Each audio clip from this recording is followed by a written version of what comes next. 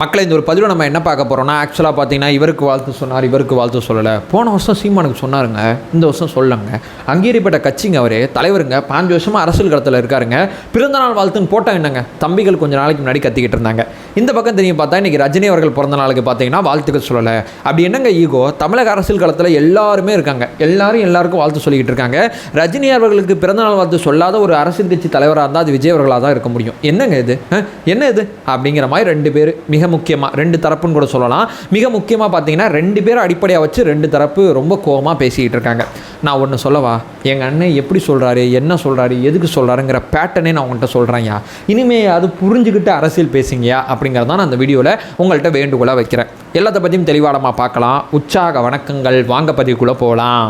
இப்போ முதல் விஷயம் மக்களே, ஆக்சுவலாக பார்த்தீங்கன்னா இந்த அரசியல்வாதி கிடையாதுங்க, எந்த அரசியல்வாதியாக இருந்தாலும் இந்த பேட்டர்னில் தான் செயல்படுவாங்க. ஒன்று பிறந்தநாள் வாழ்த்தாக இருந்தாலும் சரி, வேறு சில விஷயங்கள் அவங்களுடைய அஃபிஷியல் வீட்டில் வரும்போது அந்த நேரம் அந்த சூழல் 2யுமே பார்த்துட்டு தான் எல்லா விதமான முடிவெடுப்பாங்க. இந்த பேட்டர்னில் தான் பயணிக்கணும் அப்படிலாம் கிடையாது. சூழலை பொறுத்து, நேரத்தை பொறுத்து அந்த பேட்டர்னில் சில சேஞ்ச் ஓவர் நடந்துக்கிட்டே இருக்கும் அப்படிங்கிறது நான் முதல்ல இங்கே பதிவு செஞ்சிடறேன். இப்போ 2வது, அது என்னப்பா பேட்டர்ன் அப்படின்னு சொல்லி கேட்டிங்கன்னா, தான் யாருன்னு எதிரியாக நினைக்கிறாங்களோ வருஷம் முழுக்க அறிக்கைகள் மூலமாகவும் பேச்சுகள் மூலமாக அவங்கள மிக கடுமையாக தாக்குவாங்க. தலைவர் விஜய் அவர்கள் யாரை எதிரியாக நினைக்கிறாங்க? ஒன்று திமுக, இன்னொன்று பாஜக. திமுகனா முதலமைச்சர் மு க ஸ்டாலின், பாஜகனா நரேந்திர மோடி அவர்கள். 2 பேரையும் மிக கடுமையாக சாடுறாங்க. பிறந்தநாள் அப்படின்னு வரும்போது பிறந்தநாள் வாழ்த்துக்களுங்க, இன்றைக்கி உங்களுக்கு பிறந்தநாள், வருஷம் முழுக்க நான் உங்களை திட்டினாலும் இன்றைக்கி உங்களுக்கு பிறந்தநாள், அதனால நான் வாழ்த்துக்கள் தெரிவிக்கிறேன்னு சொல்லி இந்த 2 தலைக்கட்டுக்கு வாழ்த்துக்கள் தெரிவிக்கிறத மிக தீவிரமாக இருப்பாங்க. அதே நேரம் எல்லாமே சூழலை பொறுத்தது தான் அப்படிங்கிறத நான் இங்கே சேர்த்து பதிவு செய்கிறேன். அடுத்து பார்த்தீங்கன்னா யார் யார் தன்னுடைய நட்பு சக்தியாக ஒரு அரசியல்வாதி நினைக்கிறாங்களோ அந்த நட்பு சக்தியோட தலைமையில் இருக்கக்கூடியவங்களுக்கு பிறந்தநாள் வரும்போது வாழ்த்துக்கள் தெரிவிப்பாங்க. அந்த வகையில் பார்த்தீங்கன்னா நட்பு சக்தியாக ஒரு காலகட்டத்தில் நம்ம நாம் தமிழர் கட்சியை பார்த்தோம், அதனால வாழ்த்துக்கள் தெரிவித்தோம். அவங்க அதுக்கப்புறம் அவங்களோட செயல்பாடுகள் அத்தனையும் மிக தீவிரமாக நமக்கு எதிரான திமுகவோட தாண்டிய செயல்பாடாக இருக்கும்போது இது நட்பு சக்தி கிடையாதுங்க அப்படின்னு சொல்லி அடுத்த வருஷம் விட்டோம். இவ்வளோதான்.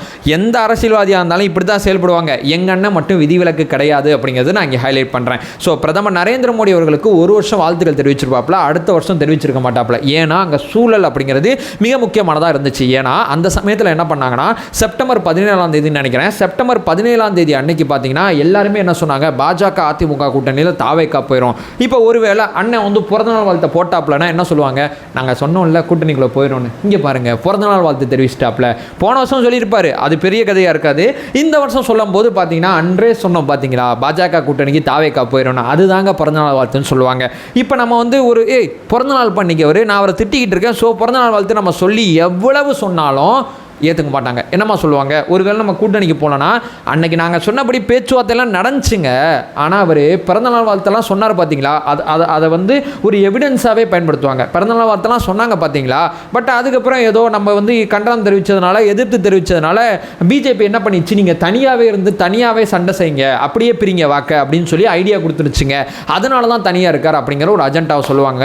இந்த சூழலில் பிறந்தநாள் வாழ்த்து சொன்னால் இவ்வளோ பெரிய செய்தியாகும். ஒரு வருஷம் சொல்ல, அடுத்த வருஷம் சொல்லாத, எதுவாக இருந்தாலும் பார்த்துக்கலாம், ஒரு மோடிப்பா பிரதமர்ப்பா அதெல்லாம் விடு, இந்த சூழல் நம்ம சொன்னால் இந்த அஜெண்டாக்குள்ள நம்ம விழுந்த மாதிரி, அதனால சொல்ல வேணாம்னு சொல்லி 1 வருஷம் சொன்னாப்ல, அடுத்த வருஷம் சொல்லலை. நான் முன்னாடி சொல்லப்படி சீமானவர்கள் விஷயத்தில் அதுதான் நிலைப்பாடு. நட்பு சக்தியாக அவர் இன்னைக்கு மறுபடியும் மாறுறாரோ அன்னைக்கு வாழ்த்து வரும், அது வரைக்கும் தம்பிகள் என்ன கதர்னாலும் வாழ்த்துக்கள் வராது அப்படிங்கிறத நான் இங்கே பதிவு செஞ்சிடறேன். இப்போ வந்து நம்ம வந்து நடிகர் ரஜினிகாந்த் அவர்கள் விஷயத்துக்கு வந்துடலாம். என்னப்பா பிரச்சனை, அவர் வந்து எவ்வளோ மூத்த ஒரு 75வது பிறந்தநாள் அவருக்கு சொன்னால் என்ன அப்படின்னு சொல்லி கேட்டிங்கன்னா, இந்தியாவில் இருக்கக்கூடிய அத்தனை அரசியல்வாதி சொல்லியிருக்காருங்க அப்படின்னு சொல்லும்போது, ரஜினி அவர்களுக்கு எங்கள் தலைவர் ஆக்டராக இருக்கும்போது, அதாவது நடிகராக இருக்கும்போதே வாழ்த்து தெரிவித்தது கிடையாது. ரஜினி அவர்களுக்கு மட்டும் கிடையாது, தன்னுடைய அஃபிஷியல் ட்விட்டர் ஹேண்டில் எந்த ஒரு நடிகருக்குமே என்னுடைய தலைவர் வாழ்த்து தெரிவித்தது கிடையாது. காரணம் தெரியுமா, ஒருத்தருக்கு சொல்லி ஒருத்தருக்கு சொல்லாமல் விட்டோம் அல்லது மறந்துட்டோம்னா கூட அந்த மனிதர் கஷ்டப்படுவார்னு சொல்லி வாழ்த்துக்கள் என்றைக்குமே அஃபிஷியல் ஹேண்டில் சொல்கிறது கிடையாதுங்கிற முடிவை எப்பயோ என்னுடைய தலைவர் எடுத்துட்டார். எப்போ ஆக்டராக இருக்கும்போது, அப்பேலேருந்து இப்போ வரைக்கும் அதே பேட்டர்னில் பயணிக்கிறார். அதனால தான் இந்த வாட்டி வாழ்த்து வரல, போன வாட்டியும் வரல, அதுக்கு முந்தின வாட்டியும் வரல, எப்போதுமே வராது அப்படிங்கிறது நான் இங்கே ஆணித்தனமாக சொல்லிடுறேன். இப்போ ஒரு நடிகருக்கு சொல்லி ஒருத்தருக்கு சொல்லணும்னா எல்லாருமே சங்கடப்படுவாங்க, அதனால் அவர் பொதுவாகவே அமைதியாக இருந்துடுறார் அப்படிங்கிறது அவர் பக்கம் இருக்கக்கூடிய மிக முக்கியமான நியாயமாக இருக்குது. ஒருவேளை இப்போ அவர் வாழ்த்துக்கள் சொல்லியிருந்தாருன்னா என்னமா சொல்லுவாங்க, நடிகராக இருக்கும்போது அவர் வாழ்த்து சொன்னது கிடையாதுங்க. இன்றைக்கி பாருங்கள், அரசியல் கட்சி ஆரம்பித்தோன்னே ஓட்டுக்காண்டி வாழ்த்து, அப்போது நடிகராக இருக்கும்போது சொல்லணும்ல, ஒரு வேளை மரியாதை இருக்குது பண்பு இருக்குன்னா நடிகராக இருக்கும்போது சொல்லணும்ல அப்படின்னு சொல்லி ரொம்ப நியாயமாக மூஞ்சியை பயங்கரமாக வச்சுட்டு கொஸ்டின் கேட்கக்கூடிய நிறையா பேர் வருவாங்க. அதனால தான் நான் நடிகராக இருக்கும்போது எப்படி இருந்தனோ கட்சியோட தலைவராக இருக்கும்போது அப்படியே இருந்துடுறேன். நான் பண்டிகைக்கு வாழ்த்து சொல்கிறது, நினைவு நாளை நினைவுபடுத்துறது, என்னுடைய கொள்கை தலைவரோட பிறந்த நாளை கொண்டாடுறது, என்னுடைய அரசியல் எதிரிகளுக்கு வாழ்த்து சொல்கிறது, என்னுடைய நட்பு சக்திக்கு வாழ்த்து சொல்கிறது, இந்த பேட்டர்ன்லேயே இருக்கட்டும். புதுசாக எதையும் உள்ளே விட்டோம்னா அரசியலுக்காண்டி பண்ணுறேன், அரசியலுக்காண்டி செய்கிறேன்னு சொல்லுவாங்க. அதனால எதுவும் செய்ய வேணாம் அப்படிங்கிறதுல ரொம்ப தெளிவாக இருக்காங்க. இவ்வளோ தூரம் கேட்குறாங்கல்ல, ஏன் சொல்லலைன்னு அவர் என்னைக்காவது சொன்னாரா? நான் தெரியாமல் தான் கேட்குறேன். ரஜினிகாந்த் அவர்கள் தலைவர் விஜய் அவர்களுக்கு வாழ்த்துக்கள் சொல்லியிருக்காரா? இந்த வருஷம் சொன்னாரா? போன வருஷம் சொன்னாரா? அவர் யாருக்குமே சொல்லாமல் இருந்தான்னா என்ன பிரச்சனை இல்லை. முதலமைச்சர் மு க ஸ்டாலின் சொல்லுவார், பிரதமருக்கு சொல்லுவார், பவன் கல்யாணம் சொல்லுவார், எல்லாருக்குமே சொல்லுவார். எங்கள் அண்ணன் பிறந்தநாள் வாழ்த்து அன்னைக்கு மட்டும் வாழ்த்துக்கள் சொல்ல மாட்டார். தம்பி விஜய்க்கு பிறந்தநாள் வாழ்த்துக்கள் ஏன் அவர் சொல்ல மாட்டாரு? இத்தனை வருஷமாக அவர் சொல்லாமல் சுற்றிக்கிட்டு இருக்காரு. அவர் யாருமே எதுவுமே கேட்க மாட்டீங்க. எங்கள் அண்ணன் சொல்லனா மரியாதை இல்லையா, மதிப்பு இல்லையா, சீனியருக்கு ரெஸ்பெக்ட் இல்லையா அப்படின்னு சொல்லி பொங்குற இந்த நடுநிலைவாதிகள் ஏன் அதை செய்யலை அப்படிங்கிறத நான் இங்கே கேட்குறேன். அது கேட்க மாட்டாங்க, சரிங்களா? ஏன்னா என் தலைவன்ட்ட அந்த பேட்டர்னே கிடையாது. அவர்கிட்ட ஒரு பேட்டர்ன் இருக்கு, அந்த பேட்டர்லாம் எங்கள் தலைவர் கிடையாது. என்ன பஞ்சாயத்து, என்ன பிரச்சனை, அப்படி என்ன பண்ணிட்டார் எங்கள் தலைவர் அவருக்கு, எல்லாத்தையும் யோசிச்சு பார்த்தீங்கன்னா உங்களுக்கு சில பதில் கிடைக்கும். யோசிக்க உங்களுக்கு கஷ்டமாக இருந்தால் இன்னொன்று ஒரு டேட்டா உங்கள்கிட்ட நான் ஷேர் பண்ணிக்கிறேன். ஆக்சுவலாக இதை நான் சொல்ல வேணாம் தான் நினச்சேன் இந்த வீடியோவில், இருந்தாலும் எனக்கு அவ்வளோ காண்டாகுது, அதனால நான் பதிவு செய்கிறேன். இது வரைக்கும் தமிழக அரசியல் களத்தில் ஏகப்பட்ட விஷயங்கள் நடக்கும்போது நடிகர் ரஜினிகாந்த் அவர்கள் எதுவுமே பேசுனது கிடையாதுங்க. அதாவது இந்த கள்ளச்சாராய மரணம், அஜித்குமார் அவர்கள் தாக்கப்பட்டது, இறந்து போனது, அதுக்கப்புறம் பார்த்தீங்கன்னா அந்த கவின் அவர்கள் கொலை செய்யப்பட்டது, வேங்கவேலில் நடந்த சம்பவம், நான் சொல்கிறது ரொம்ப ரொம்ப மனிதாபிமானம் இல்லாத நிகழ்வுகள் அத்தனை நடக்கும்போது வாயை மூடிட்டு இருந்தவர் கரூர் விஷயத்தில் ஒரு இன்சிடென்ட் நடக்கும்போது நைட்டாக ட்வீட் போட்டார். ஏன்னா அப்போ எல்லாரும் என்ன பேசுனாங்கன்னா நடிகர் விஜய் அவர்களோட அரசியல் கட்சி முடிஞ்சு போச்சுன்னு பேசுனாங்க. அந்த சமயத்தில் மட்டும் இரங்கல் தெரிவித்தார். அப்பாவி மக்கள் அப்படிங்கிற வார்த்தையை ஹைலைட் பண்ணார். அந்த அப்பாவி மக்கள் தானே இதுக்கு முன்னாடி நான் சொன்ன அரசியல் நிகழ்வு அத்தனையிலுமே இறந்து போனார். அப்போ அவங்களாம் அப்பாவி மக்கள் கிடையாதா அப்படிங்கிறத நான் இங்கே கேட்குறேன். அப்போ இங்கே இருக்கக்கூடிய அப்பாவி மக்களுக்கு மட்டும் கருணை காத்துற ரஜினிகாந்த் அவர்கள் பிற அப்பாவி மக்களை ஏன் கண்டுக்காம விட்டார்? ஒன்று பேசுனா எல்லாத்துக்கும் பேசணும். அப்போ ஒன்றுக்கு மட்டும் பேசுகிறீங்கன்னா அப்போ உள்ளே ஏதோ இருக்குது இல்லை? அப்போ உங்களுக்குள்ளே ஏதோ இருக்கும்போது நாங்கள் எதுவும் கேட்டோம்னா சரி ஓகே, ஏதோ பெரிய மனுஷன், ஏதோ ரைட்டு ஓகே, இவ்வளோ கோயிலுக்கு போய் இவ்வளோ செஞ்சு, ஆனால் உள்ளுக்குள்ளே அந்த வன்மத்தை விட்டதான் ஏன் நல்லா இருக்க முடியும்? ஏன் அந்த வன்மம் இருக்குது?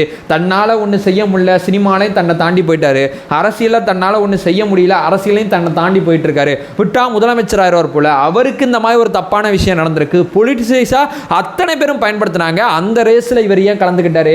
இன்னொரு பக்கம் ஒருத்தர் அஜித்குமார் அப்படிங்கிற ஒருத்தர் என்ன சொன்னார்? அவர் மட்டும் காரணம் இல்லைன்னு சொன்னார். அந்த பேட்டி சர்ச்சையாகும் போது மறுபடியும் சொன்னார், எனக்கு எதிராக அவரை நிப்பாட்டாதீங்க, அல்லது அவருக்கு எதிராக என்னை நிப்பாட்டாதீங்க. அவரோட அரசியல் பார்வை வேற, என்னுடைய அரசியல் வேற. நான் அரசியல் களத்தில் என்னை விவாத பொருளை ஆக்குறதே எனக்கு பிடிக்கல. எனக்கும் அவருக்கும் ஒரு நல்ல நட்பு இருக்குன்னு சொல்லி இத்தனை வியாபாரம், இத்தனை பிஸ்னஸ், இத்தனையும் தாண்டி ஒருத்தர் வந்து நின்னார்ல அஜித்குமார் அப்படிங்கிற ஒருத்தர், அவர் பயன்படுத்தப்படுறாருங்கிறது தெரியும் போது வந்து நின்னார்ல. இந்த ட்வீட் போடும்போது இது வரைக்கும் நம்ம எதுவுமே பேசாமல் எதுவுமே பண்ணாமல் இருக்கும்போது இந்த ட்வீட்டை நம்ம போட்டால் அரசியல் களத்தில் நம்ம தம்பிக்கு எதிராக அந்த ட்வீட்டை பயன்படுத்துவாங்க அப்படிங்கிறது தெரியும் போது இவரும் வந்து என்ன செஞ்சுருக்கணும், என்ன பண்ணியிருக்கணும்? ஆனால் இவர் ஏன் இப்படி பண்ணார்? இதெல்லாம் கேட்டால் இதெல்லாம் அவர் செய்யும் போது அவர் சரிங்க, எங்கள் அண்ணன் வாழ்த்து சொல்லணும்னா தப்புங்க. எங்கள் அண்ணன் வாழ்த்து சொல்கிறது பழக்கம் கிடையாது. அரசியல்வாதியாக இருக்கும்போது சரி, நடிகராக இருக்கும்போது சரி, தனிப்பட்ட முறையில் மரியாதை இருக்கும், மதிப்பு இருக்கும், தனிப்பட்ட முறையில் கூட வாழ்த்து தெரிவிக்கலாம். ஆனால் பொதுவெளியில் செய்ய மாட்டார்.